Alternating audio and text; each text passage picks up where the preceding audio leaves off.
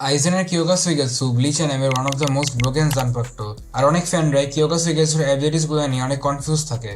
এটার মেইন কারণ হলো ব্লিচ অ্যানিমের রাইটার ইচ্ছা করেই কিয়োগা সুইগেৎসুকে অনেক কমপ্লিকেটেড ভাবে প্রেজেন্ট করছে, যার কারণে অনেক ফ্যানরাই বুঝতে পারে না যে কিয়োগা সুইগেৎসু কতটা ডেডলি। তো আজকের ভিডিওতে আমি আইজেনের কিয়োগা সুইগেৎসুর অ্যাবিলিটি সম্পর্কে পুরো ডিটেলসে আলোচনা করব।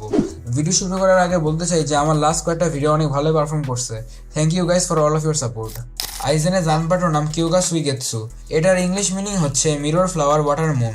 এটা অন্যান্য জানপাটো থেকে একটু ডিফারেন্ট, কারণ এই জানপাটো সবসময় তার রিলিজ ফর্মে থাকে, যেখানে কিনা অন্যান্য জানপাটো সবসময় তার ডিঅ্যাক্টিভেট ফর্মে থাকে। সো এর মানে আইজেন প্রায় সবসময় কিয়োগা সুইগেৎসুকে রিলিজ ফর্মে রাখে।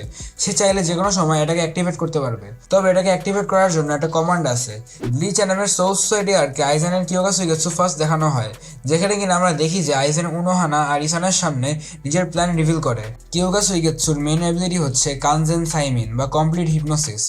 যখন কিনা কিয়োগা সুইগেৎসু অ্যাক্টিভেট থাকে, তখন আইজেন তার অপোনেন্টের পাঁচটা sense sight, sound, touch, smell আর টেস্ট এগুলোকে কন্ট্রোল করতে পারে। অর্থাৎ অপোনেন্ট কি দেখবে, কি ফিল করবে, কোন সাউন্ড শুনবে, এইসবের কন্ট্রোল থাকবে আইজেনের হাতে। আইজেন ধরো একজনের উপর এটা ইউজ করলো, সো যার উপরে ইউজ করছে সেই মানুষটা হয়তো নিজের চোখে দেখতেছে যে আইজেন দাঁড়ায় আছে, but in reality eigen movement করতেছে।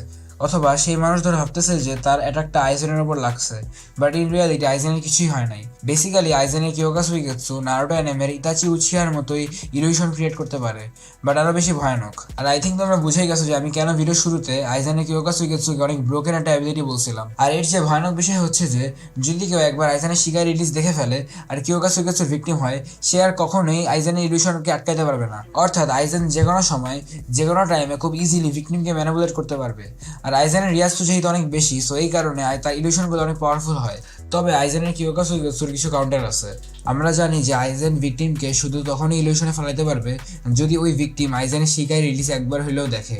বাট যদি আইজেনের ভিকটিম অন্ধ বা ব্লাইন্ড হয়, তাহলে আইজেনের ইলিউশন অফকোর্স কাজ করবে না।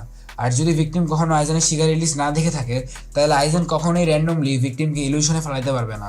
যেমন ইচিগো কখনোই আইজেনের শিকার রিলিজ দেখেনি, সো আইজেন চাইলেই যে কোনো সময় ইচিগোকে ইলিউশনে ফেলাতে পারবে না। আর একটা বড় কাউন্টার হচ্ছে যে যদি কেউ শিকার অ্যাক্টিভেট হওয়ার আগে ডাইরেক্টলি আইজেনের জানপাক্টো কিয়োগা সুইগেৎসুর ব্লেডে টাচ করে, তাইলে এটা তার উপরে এফেক্ট ফেলবে না। এইসব কাউন্টার ছাড়া কিয়োগা সুইগেৎসুর অ্যাবিলিটি কাউন্টার করার আর কোনো উপায় নাই। আর তোমরা জানোই যে আইজেন কতটা ম্যানিপুলেটিভ ছিল। সে পুরো সিরিজ ধরে সোল সোসাইটিকে ম্যানিপুলেট করে। আর ফেক ক্যালকুলেটর আর কি আমরা এটাও দেখছি যে আইজেন প্রায় 100 বছরের বেশি সময় ধরে পুরো সোল সোসাইটির সব শিরিঙ্গামীদেরকে কিয়োগা সুইগেৎসুর কন্ট্রোলে রাখছিল। তাছাড়াও সোল সোসাইটি আর কি আইজেন সেন্ট্রাল 46-এর সবাইকে মেরে ফেলা সত্ত্বেও সবাইকে এই ইলিউশন দেখায় যে সেন্ট্রাল 46 এখনো ঠিকভাবে কাজ করতেছে। আর ইউহাবাহার সাথে আইজেন আর ইচিগোর ফাইটের সময় আইজেন কিয়োগা সুইগেৎসু দিয়ে ইউহাবাহার অলমাইটিকে আটকায়। ইউহাবাহার অলমাইটি, যেটা দিয়ে কিনা ইউহাবাহা ফিউচার দেখতে পাইতো, সেই অ্যাবিলিটিকেও আইজেন কিয়োগা সুইগেৎসু দিয়ে নালিফাই করে। তবে আমার মতে কিয়োগা সুইগেৎসুর অ্যাবিলিটিগুলো হয়তো অনেক ডেডলি ছিল, বাট আইজেনও কম ছিল না। সে ছিল অনেক ম্যানিপুলেটিভ আর স্মার্ট।